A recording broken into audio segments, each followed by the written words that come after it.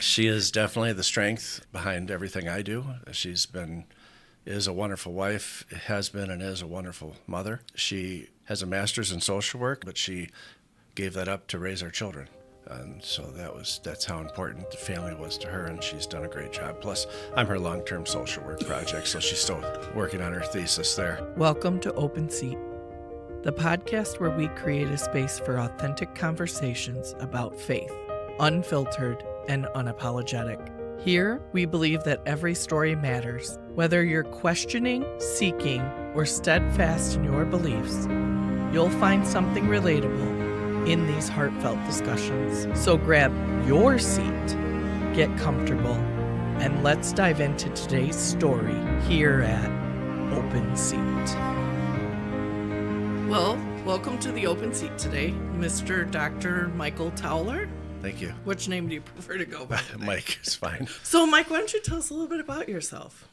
Okay. I'm one of two children in my family, and I guess my story that I'd like to share would probably start with where I went after high school. In high school, confidence was not a problem for me. I was overly confident, more than I should be.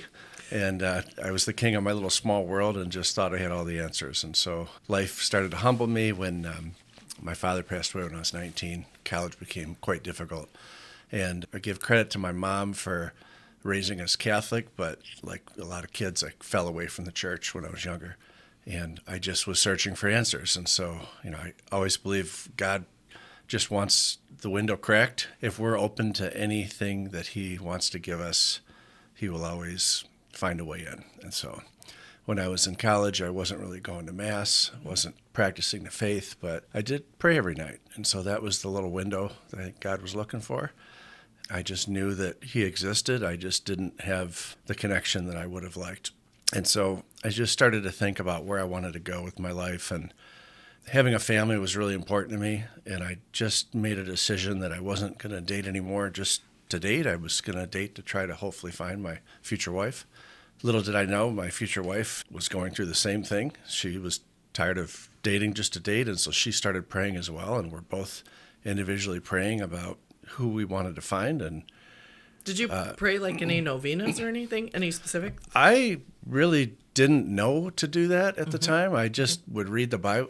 I left out reading the Bible. I'd read the Bible and pray. Just start talking. Open seat with God. So in any event, I was getting ready to graduate with my engineering degree from U of M, and I was at a party with a friend, and we were talking about where we wanted to go in life, and somehow we got in the subject of the kind of woman I was hoping to meet, and she said, I have a friend just like that, and it was someone she went to high school with. And this friend of ours needed help moving, as a lot of college kids do, so I was at her house helping her move, and my beautiful wife walked in the room, and my jaw just dropped, and I just knew. It was literally, there was no doubt. I think she's a very attractive woman, but it was more her smile, and she had this peace about her, and I just knew she was the one. And I went from being very skeptical, like I don't want to date anybody, to I'm madly in love with this woman, which was kind of scary. Within 2 weeks, I wanted to propose to her, and the engineer in me said, that's insane, you don't do that. So I held out and waited 6 weeks. I was really proud of myself. We were engaged for a year, so we got to know each other, but there was some nervousness in my family, like, what are you doing? You don't know this person. But we had both been praying intensely, and the conversations we had for the year we were engaged was all about how we wanted to raise kids, what we wanted out of life, what our faith meant to us, and the two of us just grew in faith together. And so we are going to be celebrating this coming year our 30th anniversary. Congratulations. Thank you. And, yes, St. Jodi. She loves when you call her that. I know, but really. She is definitely the strength behind everything I do.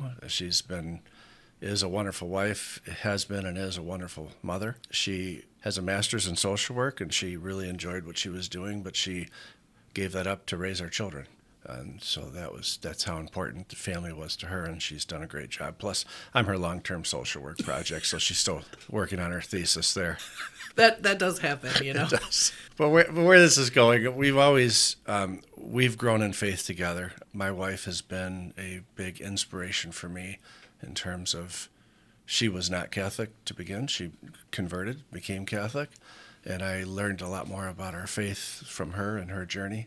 And we put God first in our marriage. She'll be the first to tell you that. He never gets in the way because we both do that. But if I were ever to say, like, I don't feel like going to church, I'm tired, she wouldn't say, oh, you should get a break today. She'd say, no, get your foot up, you gotta go to church. So. Well, there is one thing that I remember recently. Okay. You had a little spill on a bike, and so we're both in the activity center watching Mass, and you're like, oh, I just have to walk around for Mass today. It's so uncomfortable to sit. That's right. I envisioned she probably was like, that day, get up, go. You were lucky you only ended up with a couple bruises, Mike. Yeah. But we've always had a wonderful marriage. People say marriage is work, and it's true, but I don't mean that in a negative connotation. It's a work in that you have to invest your time, effort, love into it, which we've both done. I mean, I'm selfish, probably more than most people, but I don't spend a lot of time thinking about what I need. I try to think about what she needs because I know she's always looking out for me and what I need as well, which is really a peaceful place to be. Our marriage just gets stronger as time goes on. We're very proud of our 3 children that we've raised. Our youngest just left for college, so we're in this weird empty nester phase. And I've heard a lot of people struggle because the kids move out and they're like, who are you? And, they're getting to know each other again. And for us, it's just, I mean, we miss our kids, but we're loving it. It's like we're dating again. So we've had ups and downs in our marriage that we've always gotten through together. One was about 17 years into my career. The 2008 crisis happened, and engineering and automotive was looking like it might not exist anymore. And so I just started thinking and praying, like, what am I going to do going forward? And part of me thought I'd just kind of weather out the storm, see what happens. And then I just started thinking more about just changing careers. I was praying about it, of course, and at this point, I'm definitely saying novenas. I'm a huge fan of not only of Mass, but going to adoration. And I'm really bad at sitting still. I just would tell myself, even if you go for 5 minutes, and I would just sit there. And then 5 minutes turned into 10, and then 10 turned into 20. And I just would like stare at the tabernacle, at the Holy Eucharist, and just monstrance, and just ask God, what do you want me to do? It wasn't what I want. I would just always ask, what do you want? What do you want? And I guess I didn't feel like I got hit over the head with an answer, but you just find yourself gravitating to a certain path. And so I was getting my teeth cleaned one day, talking to my dentist about what I wanted to do. And he said, well, what do you like? I said, well, I don't know. I like working with my hands. I like using my brain. I like working with people. And he said, well, you ought to be a dentist. And I kind of laughed, and I thought about it. I said, maybe I should. I was at work. It was a Friday, and I went online, and I knew nothing about dentistry, and I just Googled dental schools. I didn't know where they were. Found out there was 2 in Michigan. And then I found out that U of M had an open house once a year, and it was the next day. Oh. I said, okay, well, this is something I should probably go take a look at. So I get home that night and told my wife, I think I want to be a dentist. And she was like immediately supportive. She didn't worry about not having a paycheck or how we're going to make it. She said, we'll make it. We'll get through it. So I went there the next day, and I'm standing in the back of the room, and I'm talking to this lady next to me about my age, and she says, which one of these are your kid? And I said, well, I'm the kid. I'm thinking about going to dental school. And she said, oh, and she started talking to me and asking about me, and I didn't know who she was, so I'm just being honest with her about my life and what I'm hoping to do. And she looked at me, she said, you should apply. Well, she was the director of admissions, which I didn't know. So I think she remembered that conversation because she knew that I was being genuine. So, and about how old were you when you switched? I started dental school at 39, so probably 38 when I was at that meeting. And so I entered. Kids immediately called me Pops, made fun of me. That was always fun. I remember the first test I took, a kid turned around and he said, are you going to get your abacus out for this? You're like, no, but I rode the dinosaur here, right? It was a little intimidating at first because the part that I left off is how much preparation had to go into getting ready for dental school. I knew nothing about the process. There's a test that you have to take. I had to study like mad for 2.5 months. I mean, literally nonstop to even pass it. Ended up doing quite well through a lot of prayer. Our kids were going to Spiritus Sanctus in Ann Arbor, the Dominican Sisters of Mary, and I had all those sisters praying. I mean, there was prayer everywhere. I was not shy about asking for prayers. And were you working still at the same time as going to school? So basically my day then was I would go to work, and things were slow because the way the automotive industry was. And my boss basically said, if you get your work done, study. I would study whenever I could at work. I'd get home, have dinner with the kids, pour a pot of coffee. I'd study till I couldn't stay awake anymore, usually well past midnight.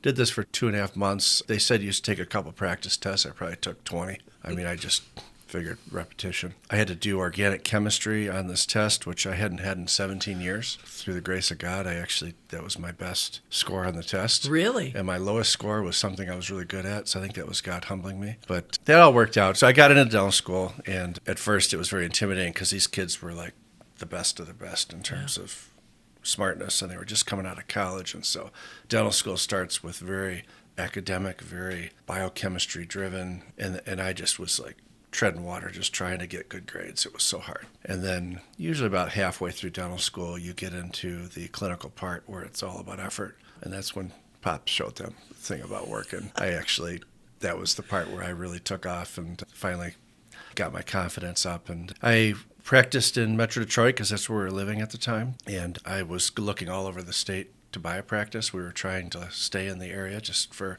our kids, for continuity. We had a lot of friends there. Are you from that area? So I'm actually from Ann Arbor. Okay. Yeah. Okay. And Jodi's from the Lansing area. She's a Spartan, converted Wolverine with her master's degree. So, well, thank goodness somebody was safe through this process. I root for Michigan State every game but one, so I think that's pretty good. I was looking for practices all over the state. And we actually almost bought a practice in Holland, Michigan. And that's where I was supposed to end up. It was like literally the rug was pulled out at the last minute, and that's a story for another podcast, a long podcast. But this broker I was working with said, I just got this listing. This is a great practice. You've got to check this out. Do you know where Adrian is? I'm like, actually, I do, because when I played football in Ann Arbor, we won the state championship, and we almost didn't make it because of this difficult good team in Adrian that we played. And that was a long time ago. So I had been here once or twice. I'd been to the lakes around here. So let's give it a try. And I really liked being here. I liked it right away. It was a little adjustment for the family being more rural. But Jodi loves it here. We love it here. My oldest daughter went to Lenawee Christian. She met her husband there. They got married 3 years ago. So God works in mysterious ways. So she found her husband here, and my son had a great experience there as well. You never know where life's going to take you, but our plan is to make this our home. We have no plans to go anywhere. Yeah, I think anytime you switch paths, it doesn't matter if it's a career or a place of living. It's all chaos for a while, right? And so have things kind of settled down a little? I'm glad you led me there. And St. Jodi is... She just said, we're going to make this work. Unfortunately, when she got her master's degree in social work, you could just practice right away. And then by the time I was going to dental school, they had all these new requirements where you had to get licensing and basically all these hours she would have to work to even be able to practice, even though she could have done that when she graduated. So we decided that wasn't a good path to go. She opened up a daycare out of her house, which was, I don't know how she did it. She did it every day. She would raise our kids. She would bring kids into the daycare. And whenever I would get down or discouraged about the challenges I was dealing with school, she would always lift me up. I can't emphasize enough the strength and calmness that she brought. And she would probably tell you she was yelling at the kids all the time, but she wasn't. She was a great source of strength for our family.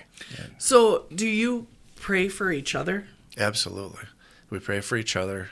We pray together every night. I love reading. Most of what I read is about our faith. I don't read as much as I'd like, but when I do, I want to read about our faith. And I like to learn, but I always remind myself to keep it simple. It's all about the sacraments, going to reconciliation, going to Mass. Great book that I love, The Lamb's Supper with Scott Hahn, talks about the Mass is literally heaven touching down on earth. I mean, there's no time where we can receive God more than at Mass. And I just think as Catholics, if we could just keep it simple and frequent the sacraments and practice love. God is love, of course. I try to be love. I don't always succeed. I had what should be an obvious revelation only a few years ago. I was just thinking about my relationship with God and how I sin when I don't want to.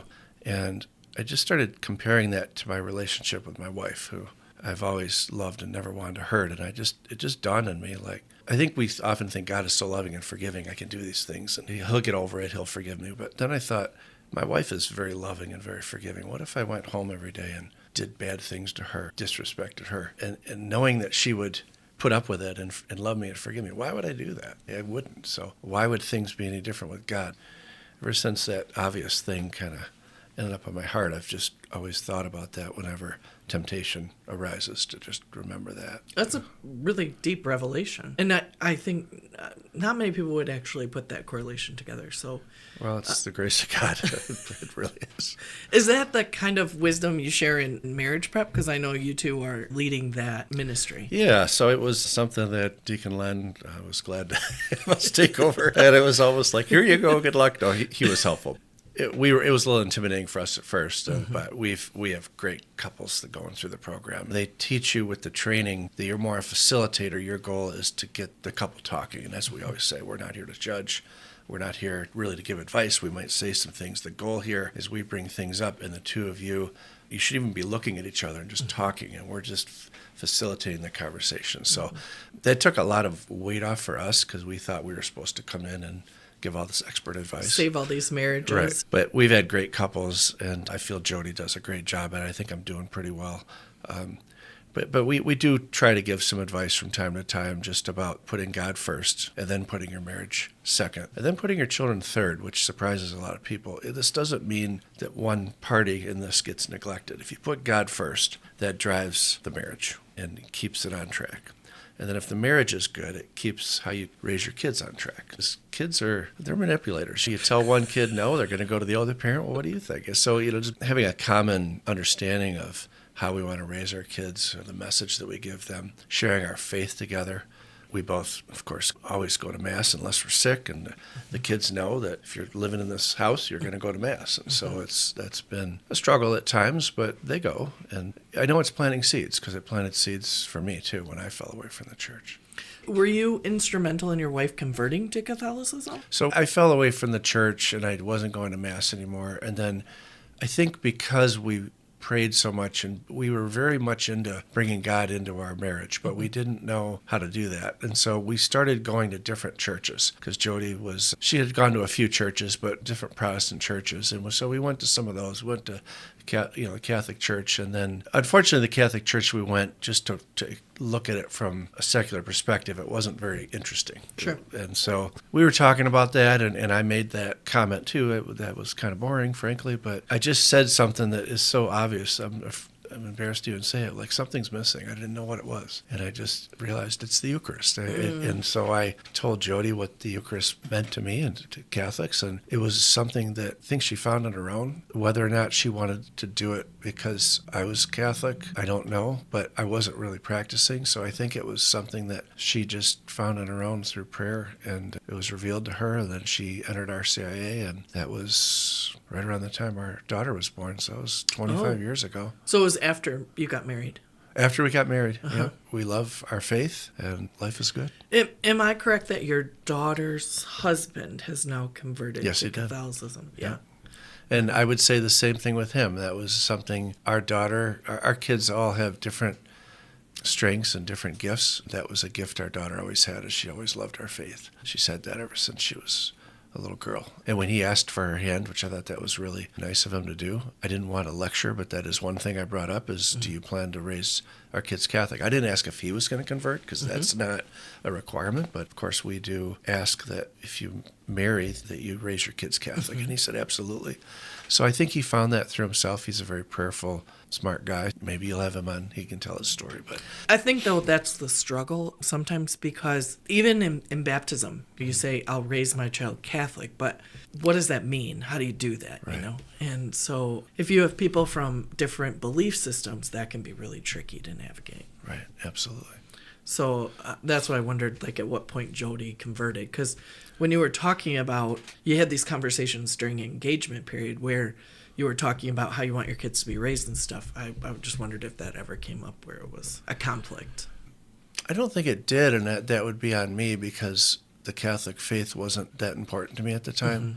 We both wanted a relationship with Jesus, for sure, and we wanted to bring God into our marriage, and we recognized right away that God brought us together. It was literally like a lightning bolt when I met her. I just knew. And so we gave God that credit, but we were still finding our way So I would just encourage anyone that's either considering the Catholic faith or which denomination in general they were interested in, or someone that is already Catholic that maybe feels like their faith is a little dry. My advice to people is focus on the Eucharist. That's what makes our Catholic faith unique, and just learn about it. Learn about how it's talked about in the Bible, because that's very important to Protestants.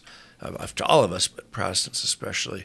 John chapter 6, the book of Revelation, that's the Lamb's Supper, talks all about how the whole book of Revelation is basically about the Eucharist. It's incredible, the insights that Scott Hahn, it's an old book now, but it's a great book to read about that. I just read it about a week ago because I'd recommended it to someone, so I should read this again. But just focusing on keeping it simple, focusing on the Eucharist, focusing on going to Mass.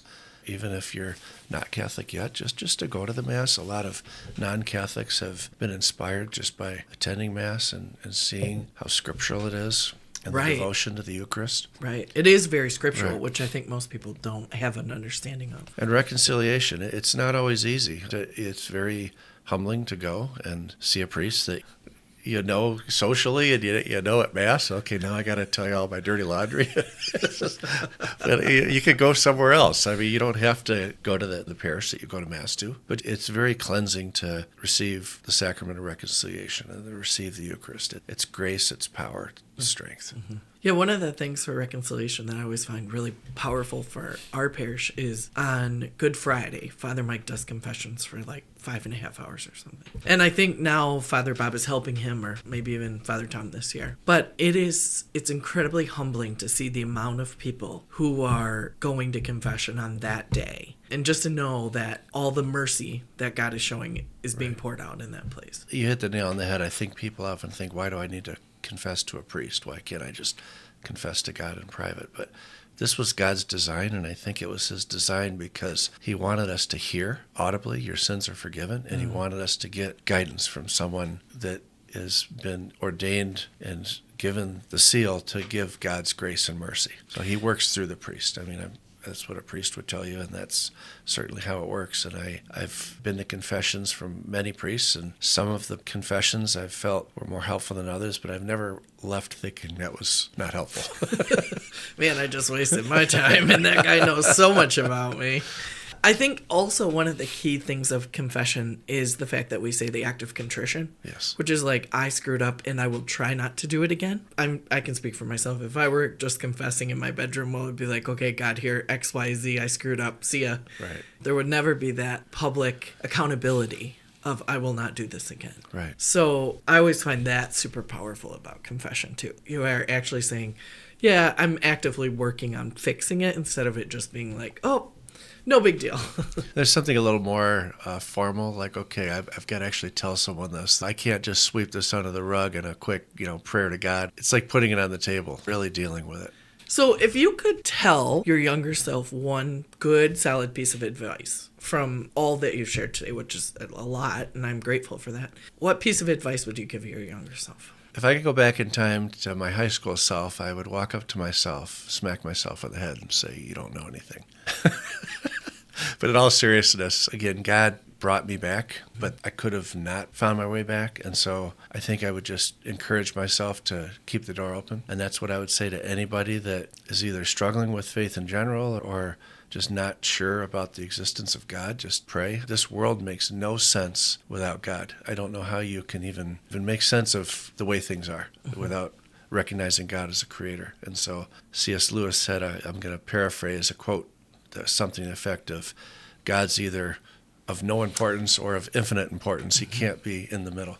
And so just pondering that, just does God exist? And if he does, I should be giving him everything that I can. And he wants us to be happy. Being a faithful Catholic does not mean suffering all the time and feeling like you're worthless all the time.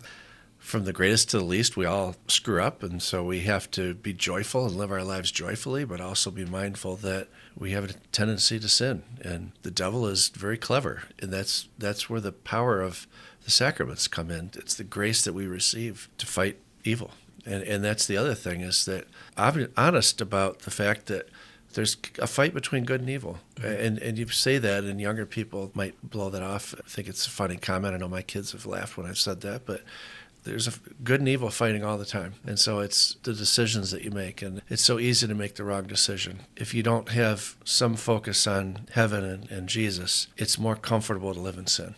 Even though I believe it makes you less happy, as far as making daily decisions, it's more comfortable to just seek pleasure and try to minimize pain. And I'm assuming you're recommending everyone read the Lamb's Supper by Scott. It's a great book. There's a lot of books that I like reading. I love C.S. Lewis.